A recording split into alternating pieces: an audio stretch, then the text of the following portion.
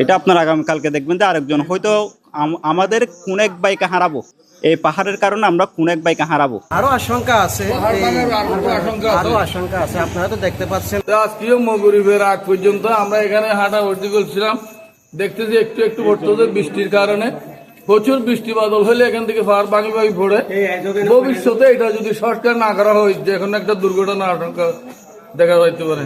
ওনারা যেন দ্রুত এই ব্যবস্থাটা করে হাজার হাজার জনগণের চলাচলের পথটা যেন সুগম করে দেয়, মানুষ যেন নির্বিঘ্নে চলতে পারে। আসলে বর্ষাকাল আসলেই তাদের বেশি রিস্ক হয়ে গেছে। আমাদের প্রশাসনকে বলা হয়েছিল অনেক আগে থেকে আমরা বলছিলাম এই ঝুঁকি যেন একটু কমিয়ে দেয় প্রশাসনের পক্ষ থেকে। কেউ সাড়া দেয় নাই, কোনো প্রশাসন বা এমপি কেউ সাড়া দেয় নাই। আজকে হঠাৎ করে আসরের পরে একটুখানি ভাঙছিল, আমরা মাগরিবের নামাজ পড়তে ঢুকছি, তখন দেখি এই বিশাল পাহাড়টা পরে রাস্তা একেবারে ব্লক হয়ে গেছে। তো এখন অনেক জনগণের চলাচলের জন্য খুব অসুবিধা হচ্ছে, দুর্যোগ হয়ে গেছে। এখন গাড়ি চলাচল বন্ধ, এই মানুষ চলাচল বন্ধ হয়ে গেছে।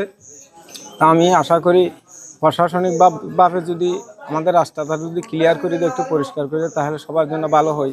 আশঙ্কা আছে, বৃষ্টি যখন আছে আরো পাহাড় ধসার এখানে এটা খুব, এই যে জিনিসটা এই পর্যন্ত এখানে মসজিদ পর্যন্ত এটা খুব রিস্কের হয়ে গেছে। পাহাড় ধসা হচ্ছে সমস্যা হচ্ছে আপনার এখানে স্থানীয় বাসিন্দাদের তো আপনার প্রতিনিয়ত সমস্যা হচ্ছে। এই রুট থেকে আপনার চলাচল হচ্ছে আপনার জ্যাগেজ থেকে কালোর দোকান পর্যন্ত প্রায় প্রতিদিন না হলে 50,000 মানুষ চলাচল করে। স্কুলের ছাত্রীরা যাচ্ছে, ব্যবসায়ীরা যাচ্ছে।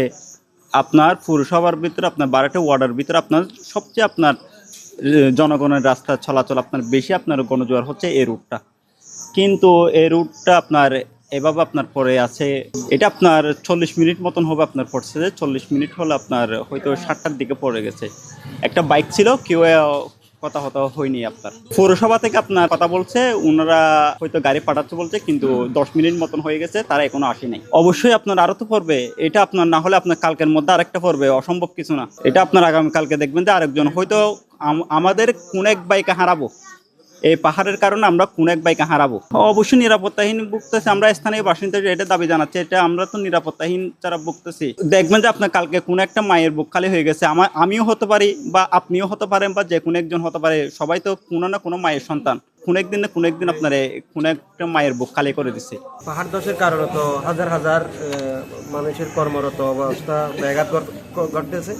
আমরা আশা করি এই পৌরসভার কর্তৃপক্ষ থেকে বা সরকারের পক্ষ থেকে এই কাজটা যাতে দ্রুত নিরসন করা যায়, আমরা চলাচলটা সহজে করতে পারি। আরো আশঙ্কা আছে, আরো আশঙ্কা আছে, আপনারা তো দেখতে পাচ্ছেন।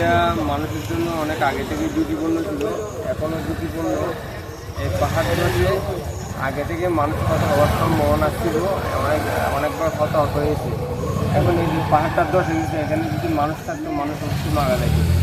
এখানে যেটা আছে, যতটুকু আছে, এটা আমরা আগেও দাবি দিচ্ছি, এটা একটু কেটে দিতে কর্তৃপক্ষ এবং পরিবেশ অধিদপ্তর মিলে এটা জায়গায় একটু সংস্কার করতে পারে। যেহেতু এখান থেকে হাজার হাজার মানুষ যাতায়াত করে, এখানে এলাকাবাসী আছে। এটা পৌরসভার বিকল্প অন্যতম একটা প্রধানতম রুট হচ্ছে এটা। এই রুটটি সংস্কার না হলে এই রুটটিতে যেটা পাহাড় ধসের সম্ভাবনা আছে, এই সম্ভাবনাটা যদি সংস্কার না করে, তাহলে আমাদের সবার জন্য ক্ষতিকর হবে। এই সড়ক যেহেতু পৌরসভা অর্ধেক মানুষ যাতায়াত করবে, এটা হচ্ছে পৌরসভা অন্যতম প্রধানতম বিকল্প রুট।